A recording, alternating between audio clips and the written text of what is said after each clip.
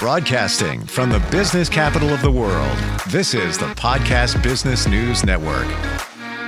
And welcome back, everybody. When we find somebody who pretty much dedicates their professional career to helping others, making things right, we bestow upon them the title of Professional of the Year. And I found somebody that has been doing just that for decades in the legal arena, specifically when it comes to construction and litigation connected to that, construction management, and all of that. We've got somebody. Carol Sigmond joins us here on the program. Carol, welcome. How are you doing today? I'm good, thank you, and thank you for having me. Oh, wonderful to have you on here. Tell everybody the firm that you work with in New York City. Greenspoon, Marder. How long you been with them? 3.5 years. Wow, your career spans quite some time. I want to go back. Normally I wait, and we could dig a little bit deeper in here. I want to go back to the beginning of your career. What inspired you to get into the legal field? It was one of the professors at Grinnell, Grinnell, college. So Bob Gray was the person designated as my senior advisor.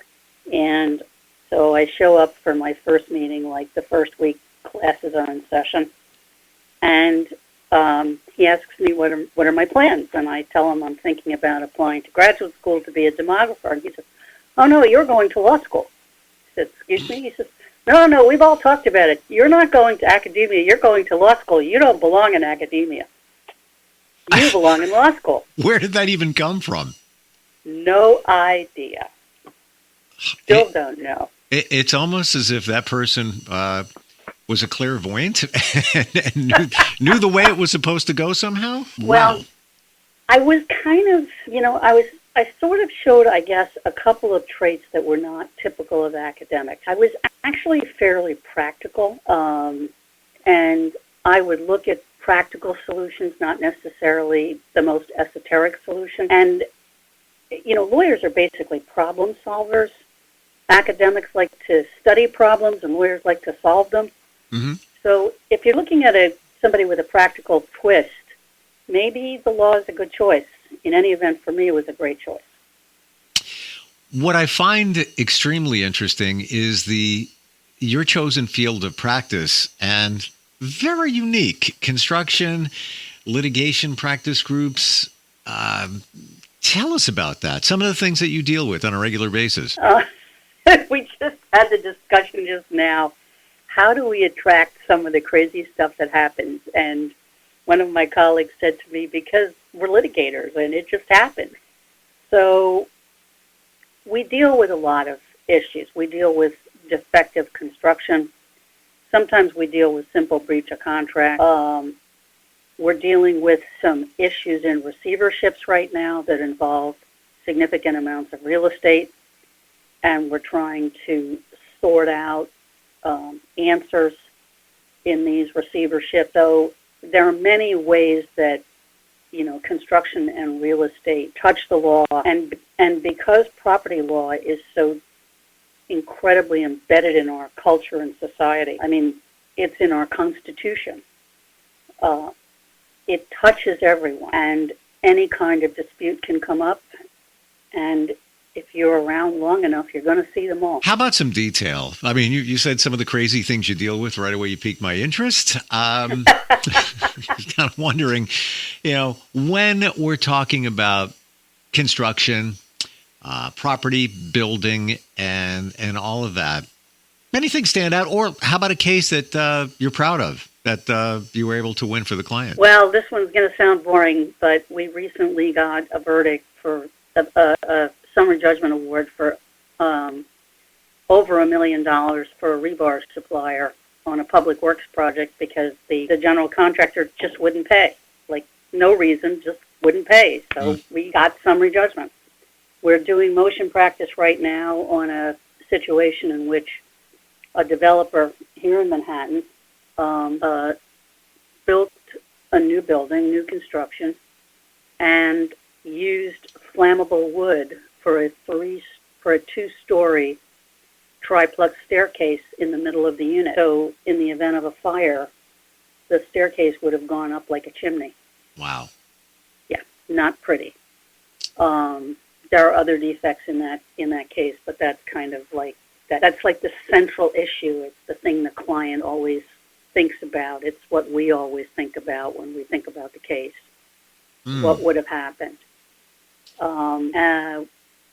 In the receivership area, we have a situation in which we have a client who's been waiting to close on a piece of commercial property for 7 years.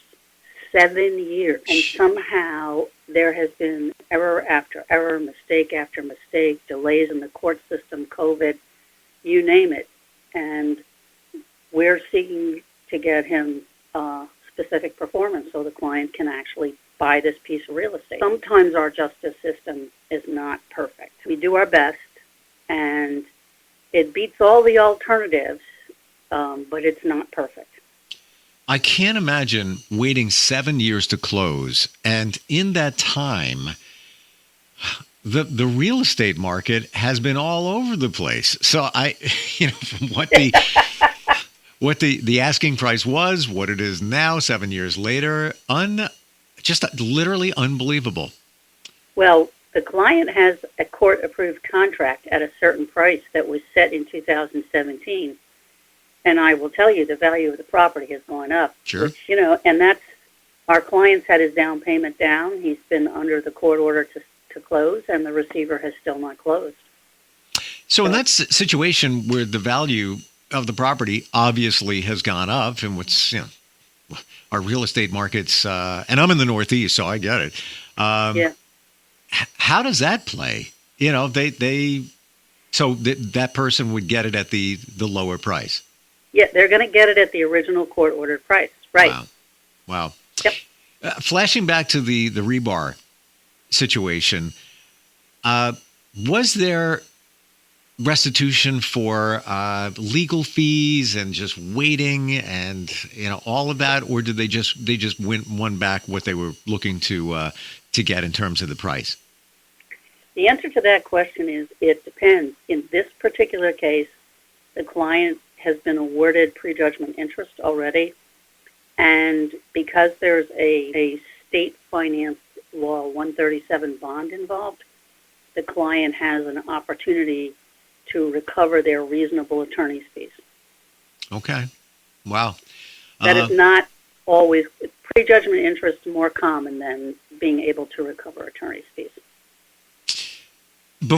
Have you always worked in this arena, in the construction side of things? Basically, yes, for 90% of my career. What drew you to that? Well, that's another interesting story. So I was a law clerk for a personal injury firm, and there was a very unfortunate death in which someone was driving along in their car and was decapitated, literally decapitated. And nobody could figure out why. So they said to me, see if you can figure this out.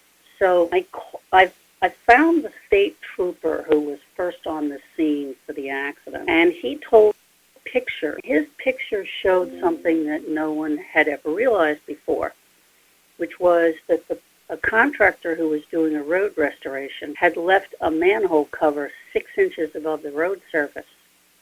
Only the clearance of this particular car was 4 or 5 inches, which means this driver went along at a normal speed, say 25 miles per hour.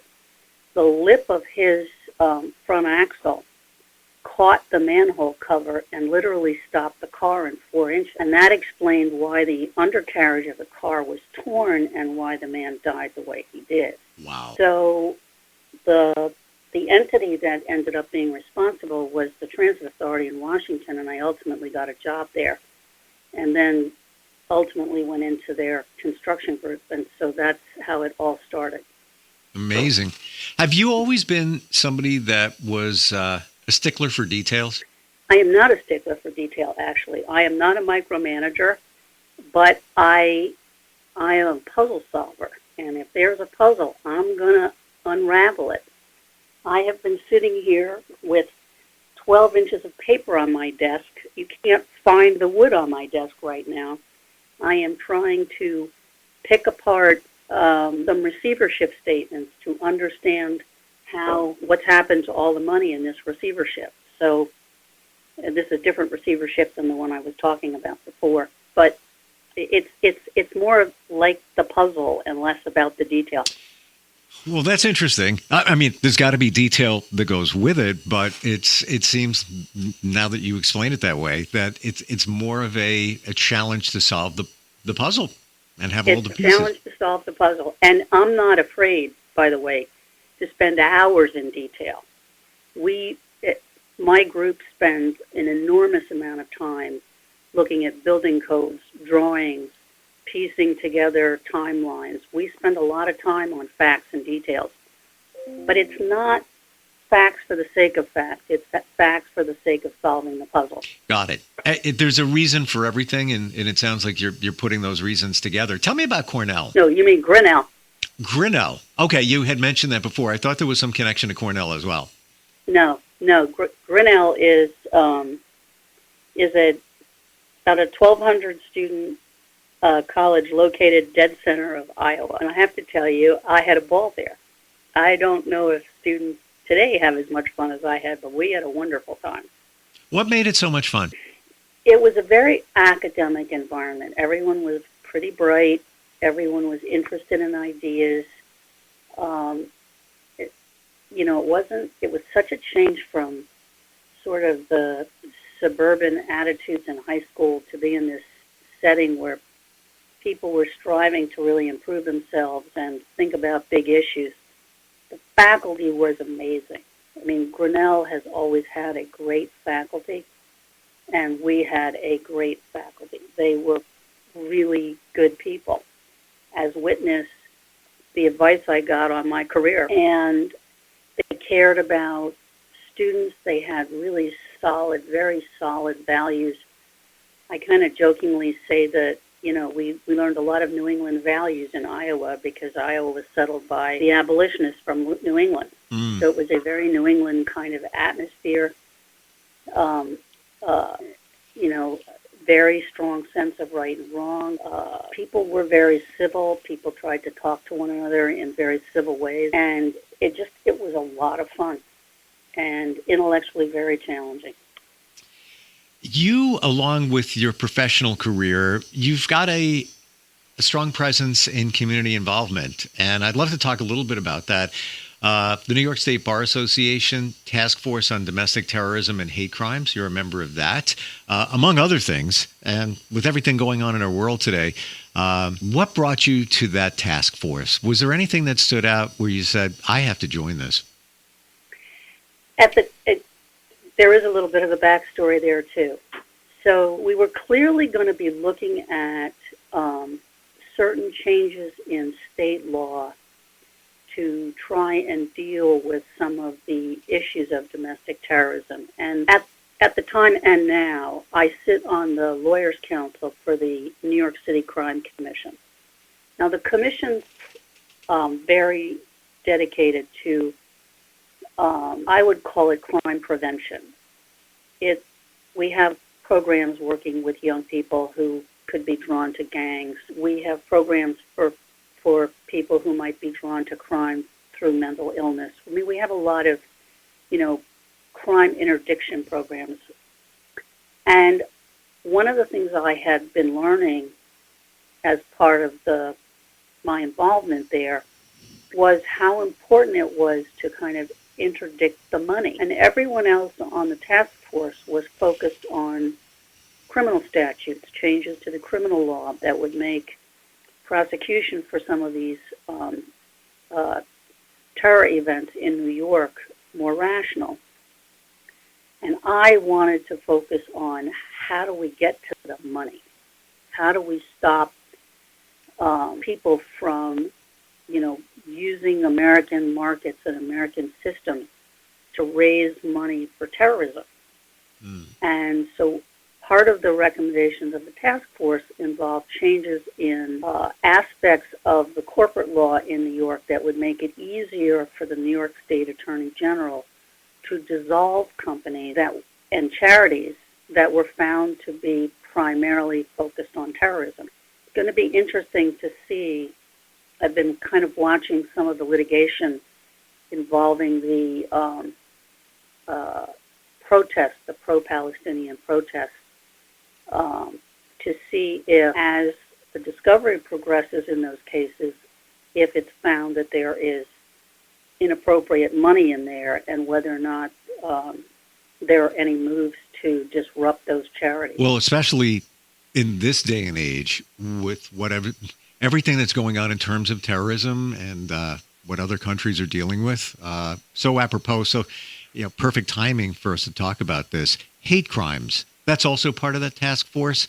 Was there a reason that you joined it in that regard? Yes. People don't realize it. I'm sitting in New York City right now. Right. But within 50 miles of us are neo-Nazi groups. And hate crimes are a serious problem. And I believe they are more about mental illness than they are about anything else. I think people who get involved in these kinds of issues have, problems, feeling accepted and being part of society. And I think that that's much more effective to try and interdict that with mental health services and criminal justice services. So this is a complicated area, but I think that we need to be thinking about, how to help people feel better about themselves. I particularly think that COVID had a terrible effect on young people and their self-esteem. 1,000,000%, Carol. And the isolation that teenagers suffered during that time, where they resorted to their devices, which then became their lifeline, which basically became their best friend, and now they're still stuck on it. And even last year, and it still holds true, the CDC says the biggest demographic of those considering taking their lives is teenage girls. And was then, and it's still the challenge now. And even what you said about the hate crimes, I agree with you 100%. And you ask any mental health professional, they'll tell you, usually hurt people hurt people. It starts there. It may not necessarily just be somebody who, I hate them because that, or that reason, whatever it is. There's a reason behind why they're feeling that way towards somebody else. Tell me about your stance on gender issues. As I understand it, it's pretty strong. Yeah, it is. I in some ways am very focused on the Supreme Court decision in Dobson, which took away a woman's right to choose. And to me, that is extremely important, because you can't be fully equal in this society if you can't control your own body. And if you can control your body, but I can't control mine, you can make decisions for yourself, but I can't make decisions for myself, we're not equal. And to me, that is an enormous issue. It's also, I also think about these issues in terms of people's self-esteem. Why are teenage girls so depressed? To me, I think that it's partly when they believe that doors are starting to close on them for no other reason than their gender. Wow. Do you think teenage girls are feeling that in today's society? I don't know 100%, but I have to feel like that's part of it. Well, think about all the time that's spent on social media and what they're seeing and what they're exposed to. So the perception, whether it's true or not, whatever they're seeing, it could be just somebody's opinion. It becomes their reality. So maybe that's all part of it as well. This is what they think is going on. Might not have been something personal, but it's something that they saw. And there's too much emphasis on appearance. Yes. Way too much emphasis on appearance, especially for girls. And there's not enough, value placed on academic excellence and, pursuing interesting things and, having good adventures in life. There's just too much on appearance. It's really awful in some ways. It really is. And if you look at the numbers of teenage girls suffering from body dysmorphia, eating issues, just appearance is everything, but it's not reality. But we all know that. Not. It's it's such a it's sad the way. And it's part. I think part of the issue is that teenage girls think that they're the only ones who are feeling this way, and they forget that everyone that's gone through being a teenager has gone through some of those episodes and some of those feelings. And part of what we have to do with young people is make sure they don't feel alone. Right. They're not isolated. Maybe we had the same experience in different ways, but we've all had a lot of the same feelings. Sure. But we were more connected, even though we may have felt alone at the time. When, today's teens are connected through social media, it's not a real connection. There's no real emotion truly being exchanged there. The energy is very different. And the bullying is just as bad, if not worse, than when we were kids. Because I agree. Somebody's hiding behind a keyboard. Very different than somebody walking up to you on the playground. Been there, done that. I was bullied and, had an impact on my life. I got to tell you, Carol, wonderful talking with you. Learn so much about what you do and really what should be important to all of us. And appreciate you being here today. Really do. Well, thank you for having me. It was a lot of fun. Same here. We'll be right back.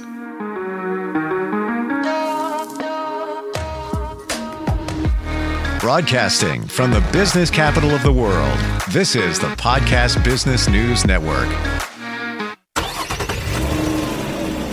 Of course my kid's in the right car seat. Well, I think he is. Yeah, my kid's in a booster seat. He was ready to move up. He is ready, right? Her car seat looks like the right size. There are probably rules on when to move up to a booster seat, aren't there? Rear facing, forward facing. I think I have it right. Car crashes are a leading killer of children 1 to 13. Are your children in the right car seat for their age and size? Don't think you know. Know you know. Go to safercar.gov/the right seat. I know my child's in the right car seat, or else I wouldn't get in the driver's seat. Brought to you by the National Highway Traffic Safety Administration and the Ad Council.